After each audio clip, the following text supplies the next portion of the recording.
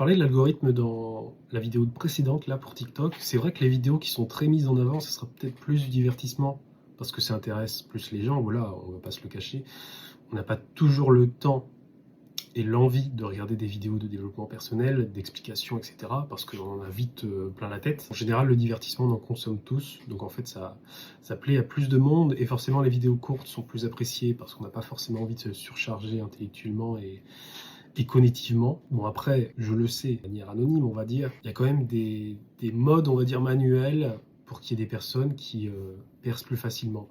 À partir d'un certain nombre d'abonnés, vous percez plus facilement sur TikTok. Alors, c'est un peu manuel, mais c'est aussi un peu automatique. Je pense qu'il y a un mode manuel où tu as des modérateurs qui viennent te voir, enfin, pas forcément en privé, hein, qui regardent un petit peu le compte. Bah tiens, on peut le mettre un peu plus en avant. Voilà, c'est dans ce style-là. C'est dans ce style-là que je le perçois. Il n'y a pas que l'algorithme qui rentre en compte. Donc si vous ne percez pas plus que 300, 400 vues, voire 900 vues, c'est fait exprès et c'est logique.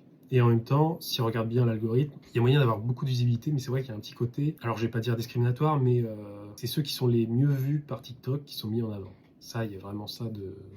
C'est un peu faux et c'est un peu vrai. C'est pour ça que je vous dis qu'il y a un mode manuel et automatique. Disons qu'il y a des personnes qui ont un peu plus de facilité. Le but, c'est pas de créer des jalousies par rapport à ça, mais de ne pas vous inquiéter pour ceux qui ne percent pas. Moi, d'ailleurs, je perçais pas, mais j'ai vite compris que c'était logique. Parce qu'en fait, si vous n'allez pas percer, il y a aussi le fait que les gens ne vous connaissent pas. Et tant que les gens ne vous connaissent pas, ils ne vont pas forcément apprécier vos contenus, ou alors vont être un peu plus timides sur les appréciations, que ce soit les likes, que ce soit pour vous suivre, parce qu'on ne suit pas forcément quelqu'un du jour au lendemain clac comme ça en arrivant sur la réseau. Donc pour ceux qui ont du mal à augmenter leur visibilité, comme ça a été mon cas, bon là forcément je tourne aux alentours de 300-400 vues par vidéo parfois, mais c'est tout, voilà. Moi je ne m'en cache pas, je sais pourquoi. Ce n'est pas forcément toujours une question de qualité audiovisuelle, ce n'est pas toujours une question de contenu intéressant, c'est être plus ou moins connu. Après forcément quand la qualité est là, c'est mieux, ça attire plus de gens. Ceux qui ont des productions derrière, c'est encore plus simple, j'ai envie de dire. C'est pour ça qu'il y en a qui font une trentaine de vidéos, enfin, etc., etc.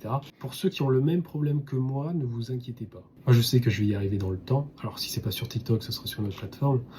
Parce que c'est vrai que je prends beaucoup de plaisir à faire des vidéos. Mais voilà, pour ceux qui s'inquiètent, ne vous inquiétez plus. Ne courez pas après la carotte des vues, des likes, même si quelque part les likes vous apporteront plus de visibilité. Donc là, la carotte, elle est là. Ça donne envie de croquer la carotte. Voilà, c'est tout ce que j'ai à vous dire pour ceux qui sont des créateurs, créatrices, ou même des futurs créateurs, créatrices, hein, parce que peut-être que vous serez amenés à faire des vidéos un jour, ou alors à travailler sur TikTok, parce que c'est vrai que professionnellement, c'est intéressant. Donc voilà là-dessus, je vous dis à bientôt pour d'autres vidéos, et du coup, ne vous inquiétez pas pour cette notion d'algorithme. Peut-être que j'en reparlerai après, ou avec d'autres vidéos.